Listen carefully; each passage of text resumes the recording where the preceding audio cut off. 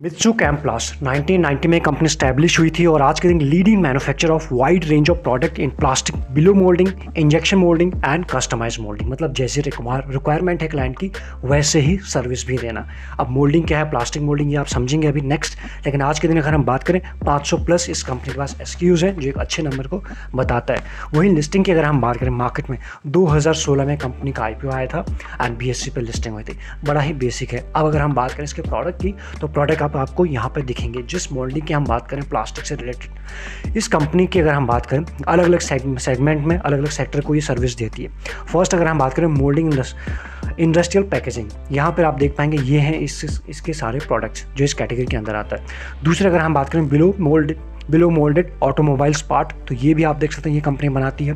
Next अगर बात करें हॉस्पिटल फर्नीचर पार्ट्स, तो हॉस्पिटल के ये है हॉस्पिटल के फर्नीचर या फिर रिसेप्शन में जब भी आप जाते होंगे तो आपको डिफरेंट टाइप की चेयर्स देखते होंगे जो आप घरों में या फिर बाकी और जगहों पर नहीं देखते होंगे।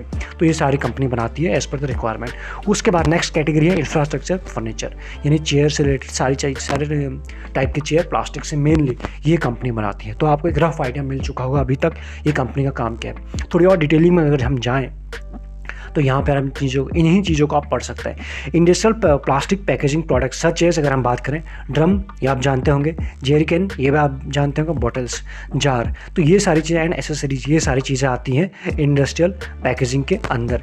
दूसरी जो कैटेगरी है इंफ्रा फर्नीचर, उसके अंदर हम जानते हैं चेयर आ गई, शेल्स आ गई, हॉस्पिटल फर्नीचर पार्ट एक्सेट्रा। तो इसी तरह से बाकी कैटेगरी भी आपके सामने लिखी हुई है। अब अगर हम बात करें रेवेन्यू के, इस कंपनी के पास जो रेवेन्यू आता है 4 अलग अलग सेक्टर से आता है, या फिर आप इन चीज़ों को यहाँ पढ़ सकते हैं। पहला industrial packaging, hospital furniture, third उसके बाद automotive components and finally infrastructure furniture. तो ये है 4 कैटेगरी। यहाँ से कैसा रेवेन्यू आया है पास्ट में, तो और ये कौन से सेक्टर से ज़्यादा आ रहा है वो भी आप इन चीज़ों को यहाँ पर पढ़ सकते हैं। अगर कंपेयर करें सबसे पहले इंडस्ट्रियल पैकेजिंग की बात करें FY18 में यानी 2018 में, यहाँ पे आप देखेंगे यहाँ पर, और यहाँ पर देखेंगे 21 में, कंपेयर करने के साथ भी 85% रेवेन्यू यहाँ से आता है, यानी सबसे ज़्यादा।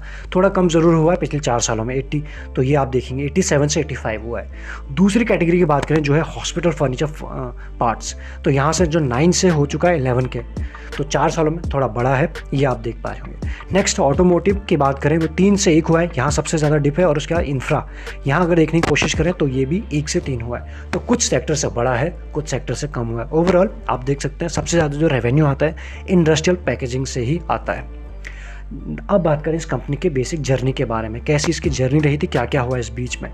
इसका नाम तो आप समझ गए, मित्सु कैम्प्लास्ट है और ये कंपनी लिस्टेड है, ये भी आप जानते हैं। 1990 में कंपनी बनी थी और कहाँ बना था, बनने के बाद अगर हम आते हैं कहाँ इन्होंने फर्स्ट अपना मैन्युफैक्चरिंग प्लांट या फिर यूनिट ओपन किया था, वो था महाराष्ट्र में तारापुर, ये आप देख पाएंगे 1990 में। देन 1990 के बाद हर 10 साल की कहानी को अगर हम रिपीट करें, इन्होंने किया था acquired additional land for expansion के लिए। अब फिर जाके इन्होंने एक्सपेंशन करना शुरू किया, तो फॉर एक्सपेंशन है तारापुरा, उसी एरिया के आसपास, यानी जहाँ इन्होंने अपना पहला यूनिट ओपन किया था। फिर से यहाँ थोड़ी ज़मीन और ली और थोड़ा एक्सपेंशन की तरफ ध्यान दिया। फिर 2007 के बाद करें second manufacturing unit again Tarapura Maharashtra में, यानी पहला यहाँ था, फिर एक्वायर किया और उसके बाद दूसरा। तो इस तरह से धीरे धीरे करके बढ़ते गए हैं ये आगे। फिर 2008 की बात करें, इन्होंने एक्वायर किया प्लांट, एक एक्वायर प्लांट किया, आप देखेंगे acquired plant and machinery for NOCIL, यानी NOCIL को एक्वायर किया किससे, फ्रॉम रिलायंस से। तो ये है इनका 2008 में जो इन्होंने जो नई डेवलपमेंट किया। उसके बाद 2010 की अगर हम बात करें हॉस्पिटल से रिलेटेड या फिर ये गए हॉस्पिटल बेड पार्ट, ये इन्होंने काम यहाँ पे शुरू किया था 2010 में। देन 2011 की हम बात करें entered the market with infrastructure chair, तो यहाँ पर इनकी एंट्री इस सेक्टर में भी हो चुकी थी। तो ये है 11 तक की कहानी। 2012 की अगर हम बात करें मैन्युफैक्चरिंग यूनिट एट, अगर हम बात करें रुद्रपुर जो उत्तराखंड में है, तो कुल मिला के इनके 3 यूनिट आपके सामने ओपन होते जा रहे कि कहाँ कहाँ और कैसे कैसे ओपन हुई है।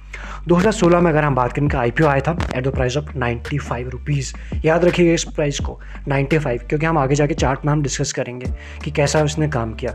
2017 की बात करें वापस से इन्होंने एक्वायर किया business of plant and machinery, किसके, rubber plant cooperative company private limited Vasai. तो इस कंपनी को इन्होंने वापस से एक्वायर किया, फिर ये कहें खरीद लिया था। धीरे धीरे करके एक्सपेंशन के मोड में आपको ये कंपनी दिख ही रही है। और 2018 में क्या हम बात करें crossed 100 CR turnover in FY18, जो कंपनी का एक माइलस्टोन होता है। तो इस तरह से कंपनी की ग्रोथ रही है। दैन 19 की बात करें यानी 2019 में न्यू मैन्युफैक्चरिंग प्लांट, एक नया प्लांट इन्होंने डाला है कहाँ, कालापुर में, विथ कैपेसिटी अराउंड 300 टन, जो एक अच्छे नंबर को बताती है। साथ ही में 2019 में इस कंपनी ने टेक ओवर किया था business of Prince Multiplast private limited.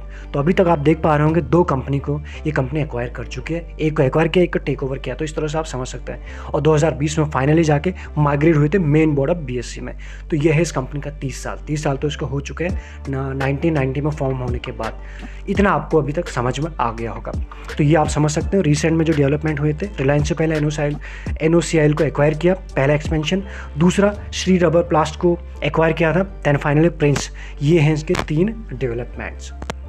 Next अगर हम बात करें, ये सारी चीज़ों को हम डिस्कस कर ही चुके हैं, अभी चाहे तो आप इसे पॉज करके पढ़ सकते हैं, अदरवाइज रिपीट हो जाएगा।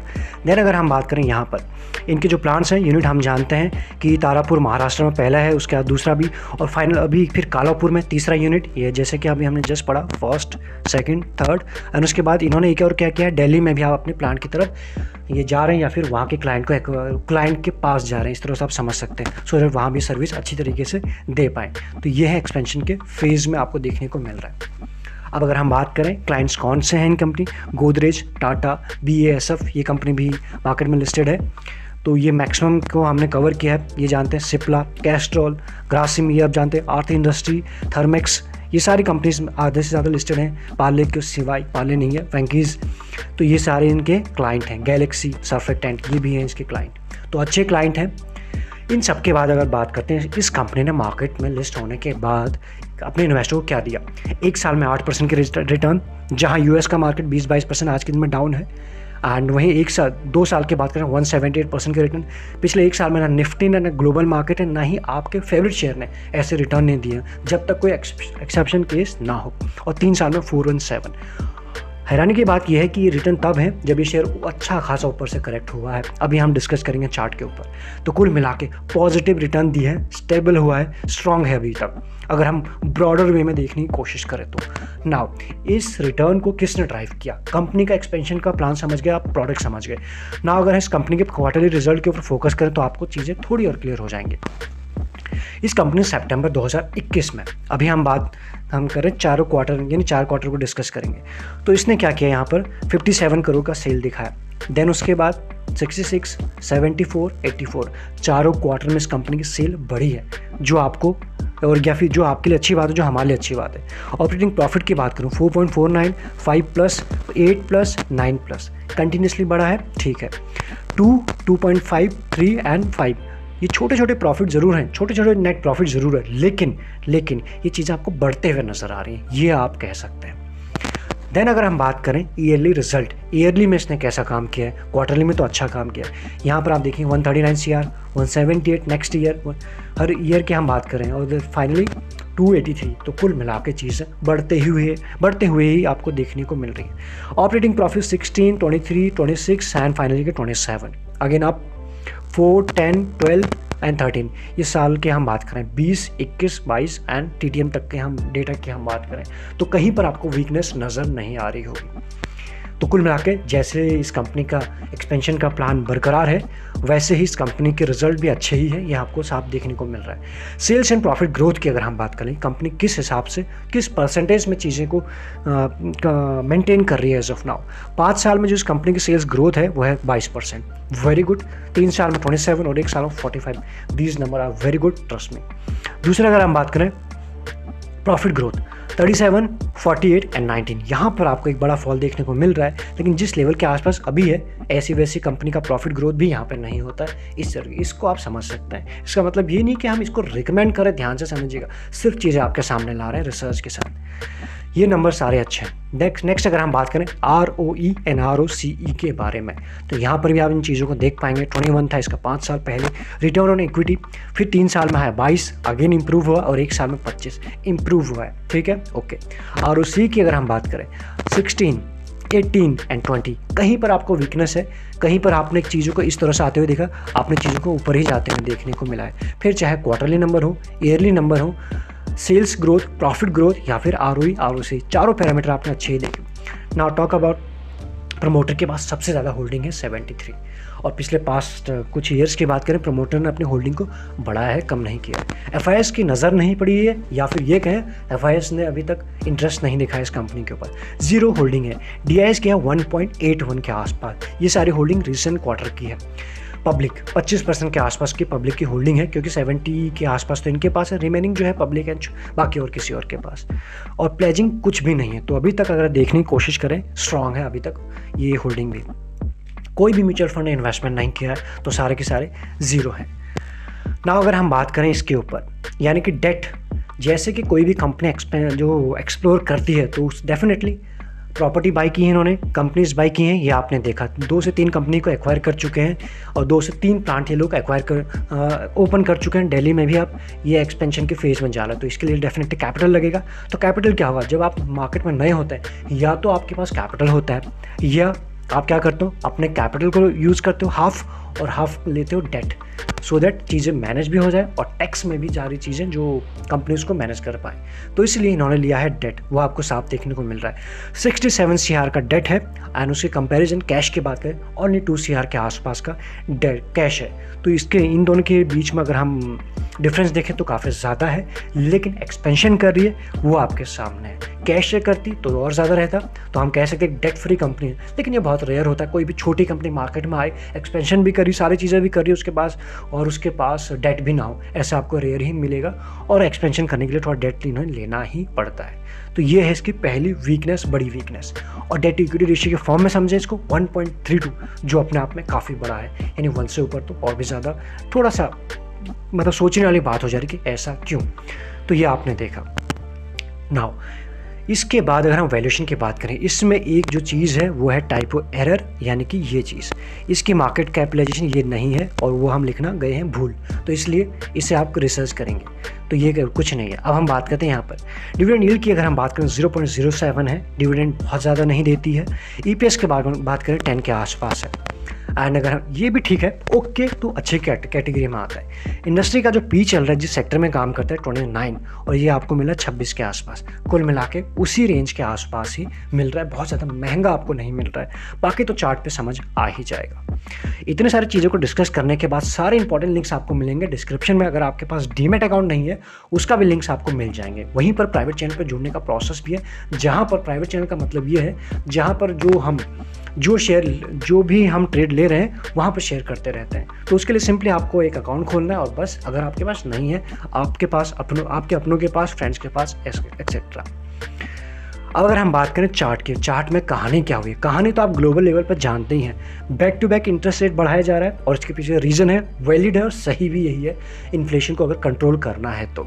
ऐसे में इंडिया तो थोड़ा रिकवर कर रहा है, स्ट्रॉन्ग अभी भी हेल्ड है, लेकिन बाकी जो डेवलप्ड कंट्री है उनकी हो रही है हालत ख़राब, इसीलिए वो सबसे ज़्यादा इंटरेस्ट रेट को बढ़ाया जा रहा है। बट इंडिया में भी उसके प्रेशर आएगा, और वो हमें दिख रहा है। पिछले 1 साल से मार्केट ने इंडेक्स की बात करें कोई रिटर्न नहीं दिए हैं, लेकिन टूटे हैं तो बहुत कम टूटे हैं ग्लोबल से अगर कंपेयर करें तो। इसने क्या किया इसको देख लेते हैं, यानी हम मित्सू कैम्प्लास्ट के वीकली के टाइम फ्रेम को हम डिस्कस कर रहे हैं। ओके, ठीक है। तो इसने क्या किया, ये था इसका पूरा, आप समझ सकते हो 2019 जब से लिस्टिंग हुई थी, देन उसके बाद कैसा काम किया, सब कुछ आपके सामने है। और 2000 अगर ये देखें 20 फाइनल जाके इसमें जो मई 21 में जो एक अपमूव आया था, शानदार अपमूव था। अभी क्या हो रहा है वो आप समझ लीजिए। इसमें क्या हो रहा है, एक हाई लगाने के बाद अब ये शेयर चला गया है एक बड़े रेंज में, यानी फंस चुका है। यह है इसकी अपर रेंज जो रफली निकल के आ रही है 350, और एक नीचे की रेंज है जो रफली निकल के आ रही है 320 या फिर 220 के अराउंड। तो कुल मिला के 200 से लेकर 350 इस रेंज में शेयर फंस चुका है। कैसे, आप इस चीज़ को देखें। पहली बार इसने यहाँ पे हिट किया, ठीक है, सीधा करेक्ट हुआ यहाँ पर, फर्स्ट डिप आई यहाँ पर, तो फर्स्ट डिप में हमेशा बाइंग होती है किसी भी टाइम फ्रेम में, तो हो गई बाइंग।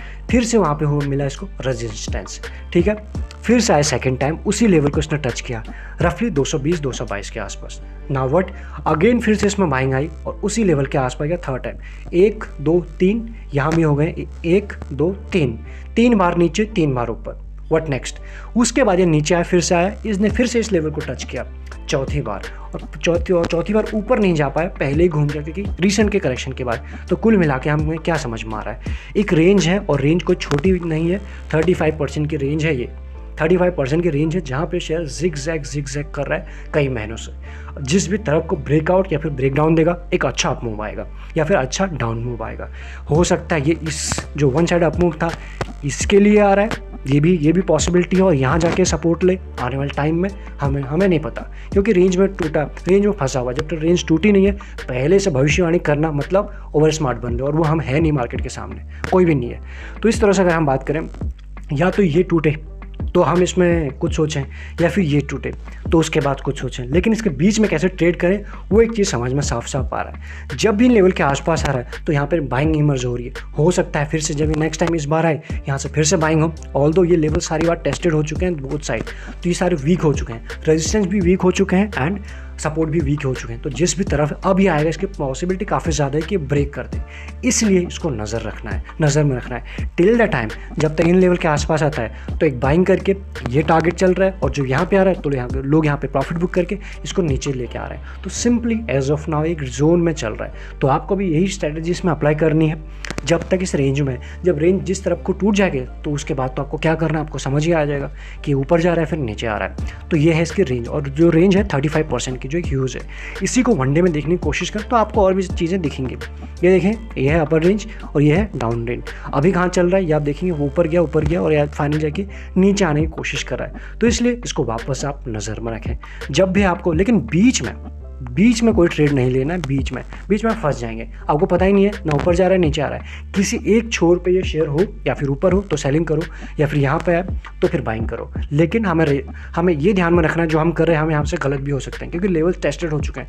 यहाँ पे हम सेल करें, हो सकता है जिस दिन आपने सेल किया उसी दिन इसने ब्रेकआउट दे दिया, तो वो भी हमको रेडी रखना। और हो सकता है जिस दिन हम ये सोच रहे हैं चलो वापस से ऊपर आए उसी दिन इसने ब्रेकडाउन दे दिया, तो हमें रेडी रहना है कि हम गलत भी हो सकते हैं, सो दैट एक बार ये चीज़ें फिर उसके बाद अपमूव होना शुरू हो जाए। जैसे कि यहाँ पे हमने बाय किया, सपोज धीरे धीरे ऊपर आने शुरू हो तो हम अपने स्टॉप लॉसेस को ऊपर को शिफ्ट करते जाएंगे। वैसे ये स्ट्रेटजी हम इसमें लगा सकते हैं जब भी रेंज में फंस जाता है। अदरवाइज फ्रेश ब्रेकआउट कहाँ होना है आप समझ गए। तो मैक्सिमम चीज़ें हमने इस शेयर के बारे में जितनी आपको जाननी थी वो आप समझ गए। बाकी डिटेलिंग के लिए आपको थोड़ी अपनी रिसर्च तो करनी होगी, क्योंकि हमने एक कंपनी आपके सामने ले आए, कंपनी के प्रोडक्ट ले आए, इसके हमने नंबर्स देख लिए, चार्ट देख लिया, बाकी क्या बचा। बाकी थोड़ी आप रिसर्च करेंगे तो आप सीखेंगे। इस वीडियो में इतना ही। सारे इंपॉर्टेंट लिंक्स मिलेंगे आपको डिस्क्रिप्शन में, लगे यूजफुल तो आप ज्वाइन बटन में कंसीडर कर सकते हैं। Thank you so much.